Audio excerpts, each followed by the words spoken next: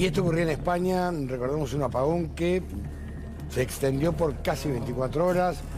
Habló en varias ocasiones el presidente de gobierno, Pedro Sánchez. Pero estamos ya con Laura Ojea, que es jefa de energía, redactora, jefa de energía en el periódico El Español, para ampliar un poquito el tema. Laura, ¿cómo estás aquí? Gabriel Michi y Antonio Fernández Llorente, te saludamos. Pues muchísimas gracias desde el otro lado del Atlántico. Para mí es un placer poder hablar de lo que hemos vivido en este día del lunes pasado. Ahora, había muchas teorías conspirativas, se hablaba mucho de un complot, porque es como que apagaron la luz en España. Todavía, al menos desde las autoridades, desde el Gobierno de España y desde el operador del sistema, que aquí se llama Red Eléctrica de España, no nos han confirmado cuáles han sido las verdaderas causas del apagón. Sí que se ha hablado mucho de ciberataques y se ha hablado mucho de fallos del sistema, pero todavía es un poco pronto para saberlo, o al menos no nos lo han querido decir. Tendremos que esperar un poquito más para saberlo. Si bien uno dice en estos casos hay que ser muy prudente para dejar que la investigación siga su curso, pero digamos, es raro que se corte la luz de golpe en toda España. Pues la verdad es que tienes toda la razón, porque todavía nosotros no nos explicamos, los periodistas especializados en energía, cómo es posible que por una central que todo apunta a que podría ser un parque fotovoltaico y no de muy grandes dimensiones, haya podido causar no solo un apagón en España, sino también en Portugal y en el sur de Francia. La verdad es que es la primera vez que ocurre algo así y es inexplicable si no hay algo más que pueda decir que se ha provocado este desastre. Hay algunos que están hablando de un fallo en el sistema informático de Red Eléctrica, pero como os digo, desde las autoridades nos niegan que esto haya sido así, pero indudablemente debe ser algo más gordo, que sinceramente se haya caído un parque fotovoltaico y además de pequeñas dimensiones en el suroeste del país. Claro. Laura, te pregunto porque ha habido versiones desde... Obviamente lo del ciberataque en un principio, después se habló de un problema en las centrales nucleares, después se habló de un problema en las centrales vinculadas a las energías alternativas. Hoy por hoy, ¿cuál es la hipótesis más fuerte que están manejando las autoridades?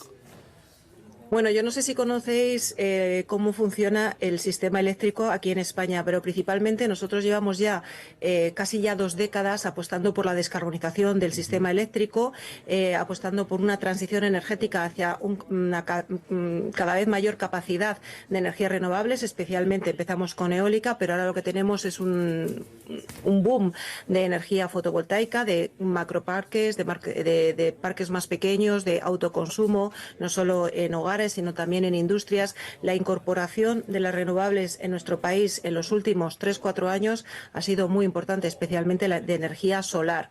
Estas energías son más baratas, con lo cual desplazan en precio a otras tecnologías, como puedan ser los ciclos combinados de gas o las centrales nucleares, lo que hace que pierda energía firme, que llaman, para el sistema, ¿no? El sistema es una malla de red, como ocurrirá también ahí en Argentina, que lo que hace es que tiene que mantener una tensión, y esa tensión sobre todo la dan las tecnologías de las plantas grandes, las plantas de gas o las plantas nucleares, y también la hidroeléctrica.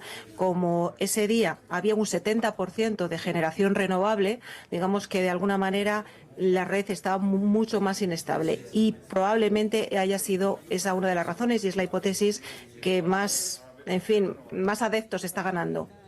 Bien. Y te pregunto porque trascendió que existe el temor de nuevos apagones. ¿Eso está extendido allí en España? Pues la verdad es que no solo se ha extendido en España, sino en el resto de Europa. Alemania, Dinamarca, Polonia, que también son países que han apostado ya desde hace mucho tiempo por las renovables, están viendo un poco esa expresión que decimos aquí en España, de cuando veas a tu vecino las barbas cortar, pues las tuyas a remojar, ¿no? Porque realmente ahora hay una sensación de, si ha pasado aquí, ¿por qué no va a pasar allí? Y sobre todo, ¿por qué no se va a repetir esta misma circunstancia en el futuro. Sí, hay preocupación en la opinión pública, en la ciudadanía, hay preocupación de que se vuelva a ocurrir este fenómeno. En los días normales también es que el 70% de la energía que se consume proviene de fuentes renovables, de fuentes ecológicas.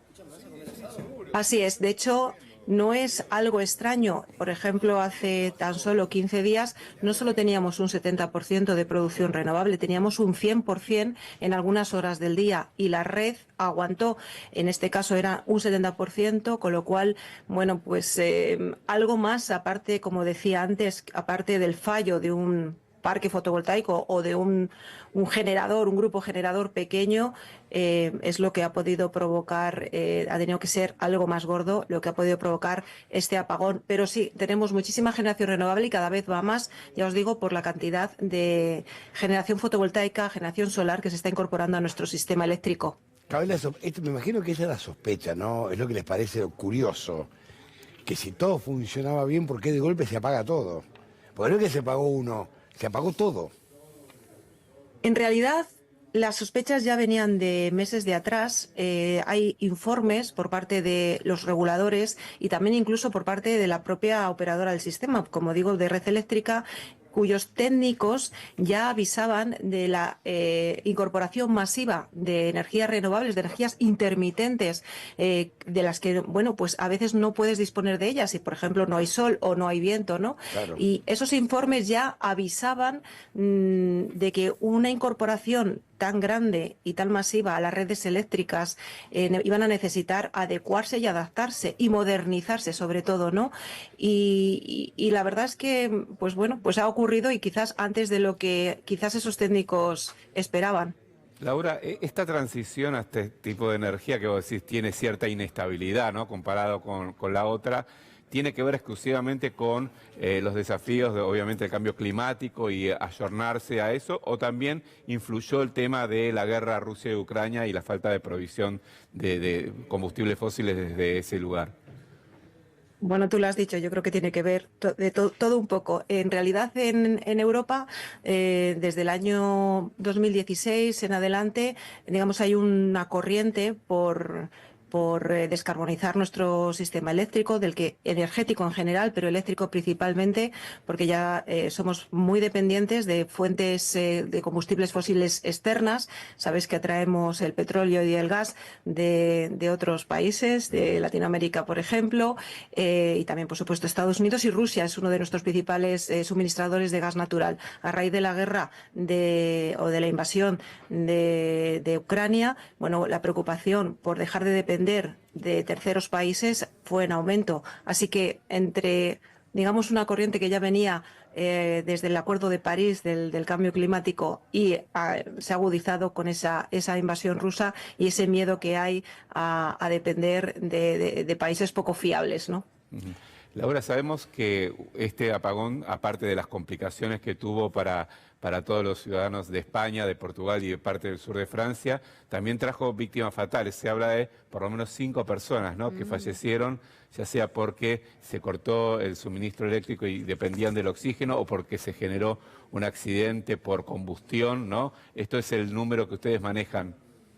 Sí, la verdad es que de manera sorpresiva y casi afortunada, tener a una población de casi 50 millones de habitantes, como es la de España, y más si contamos con los otros 7, 8 que hay en Portugal, tener a una población totalmente a oscuras desde las 12:30 del mediodía hasta prácticamente las 10, 11 de la noche, con todos los que te puedes imaginar, gente atrapada en un ascensor, pues todos los que dependían de las máquinas para sobrevivir, o accidentes que pudieran ocurrirse, pues han quedado, por ejemplo, gente colgada en un teleférico que pudieron ser rescatados, el caos en las carreteras porque no funcionaban los semáforos, no funcionaba el metro, gente atrapada en Renfe, en el ferrocarril, en el tren durante tantas horas. La verdad que sorprende, aunque lamentablemente sí, hay que contar con esos 5 muertos que se han contabilizado hasta el día de hoy. No, y aparte, como decís vos, ¿no? Gente atrapada en el subterráneo, atrapada en los trenes, en ascensores, en alturas. Con el teleférico, contaba recién. En ¿no? alturas. Y realmente fue un milagro. Incluso unos limpiacristales en uno de los rascacielos que hay en Madrid, pues tuvieron que estar 8 horas suspendidos Ay, me muero. Claro, en el aire. exterior. Claro, en el aire, estás en el aire. En el aire, Claro, en el aire, totalmente. literalmente. Qué desesperación. Y esto te genera una desesperación. Me imagino, aparte de quien estaba en la calle, no podía comunicarse. Ponele, vos estás en la redacción de tu diario y tu hijo por está en la escuela, no te puedes comunicar, no sabes si llegó a tu casa, no llegó. No podés ir a buscarlo tampoco. Claro, te genera un vértigo tremendo por ser, a ver, generoso con el vértigo, ¿no? La verdad es que la gente en general mantuvo bastante bien la calma pese a todo eso que estáis contando, porque efectivamente no podías hablar con absolutamente nadie, toda la telefonía caída, internet caída, todo el tema de las comunicaciones caídos, no, o sea, no había manera de hablar con nadie. En el caso de nuestro periódico, nosotros teníamos un generador diésel a nuestro. Everybody knows what you got. Everybody's getting the vibe. Everybody's feeling alive. Put the one to the two to the three, four, five. Con nosotros. Claro. Así que sí, es verdad. ¿A quién consultás? Claro. Todos sin teléfono. No voy a consultar a nadie, salvo línea fija. No, tampoco funcionaba la línea funcionaba. fija. Ah, tampoco. No, porque Y tienen aparte- un sistema conectado con el sistema eléctrico, ¿no? En las Claro, líneas fijas. es que yo no sé si ya hay algo de líneas fijas, al menos Sí, en queda. nuestra redacción no tenemos nadie en línea fija, no creo que haya ni una sola. De hecho, uno de los grandes problemas que tuvimos hasta que conseguimos una radio analógica, o sea, de las radios A antiguas, transistores. Analógica. Claro. Genial. A transistores, la vieja radio. de los transistores de los abuelos, ¿no? Claro. Sí, sí. Era A difícil pila. hasta que encontramos uno. Pero de hecho hay un kit que entregan en Europa que entre las cosas que entregan es una radio, porque es el último sistema de comunicación que va a perdurar teniendo pilas y se cortan todas las comunicaciones, ¿no? Exacto, era lo único que teníamos. Lo conseguimos un transistor antiguo y pudimos escuchar lo que decían pues los compañeros de la radio y las informaciones que tenían ellos también, claro. Laura, sabemos que esto está generando ruido político también, ¿no? Y que gobierno y oposición se están peleando por el tema de la acusación de responsabilidad por parte del Estado, la falta de respuesta inmediata. ¿Cómo está ese tema hoy? Pues como bien dices, la guerra política ya ha empezado. Sabéis que aquí vivimos en un momento un poco complicado con un calendario de cierre de nucleares que se firmó en el año 2019 y ahora se cuestiona por parte de un lado de la ideología política cerrar ese calendario, o sea, cancelarlo o continuar como es en el lado más progresista o más de izquierdas, ¿no? Y precisamente ahora con el apagón pues se ha agudizado más ese debate porque, bueno, pues en esos momentos estaban casi todas las centrales nucleares apagadas porque las renovables son más baratas y entraron en el mercado eléctrico y dejaron y expulsaron fuera a las nucleares. Y entonces ahora se cuestionan si hubiéramos tenido nucleares, si hubiera ocurrido ese apagón. Así que sí, la guerra política ya está en su punto más álgido, o al menos ha iniciado. Todo se utiliza para hacer campaña. Sí, es así. Toda la culpa siempre tiene que ser de otro. Porque nadie se hace cargo de nada. Acá tampoco, quédate tranquilo porque acá tampoco, ¿eh? Siempre la culpa la tiene un tercero. Sí, bueno, vamos a saber, no sé si vamos a saber quién es el responsable, ¿no? Porque al final hay que diluir las responsabilidades porque el impacto económico en el país pues ha sido muy grande y todos los sectores afectados, pues desde un autónomo que no ha podido hacer su trabajo o llevar su entrega, hasta todos los que han perdido alimentos de bares en frigoríficos, el sector médico que pudiera no haber tenido pues un generador alternativo, que pudieran haber perdido sus medicamentos conservados en frío. En fin, la lista puede ser muy larga y hay que buscar a quién reclamar esos daños.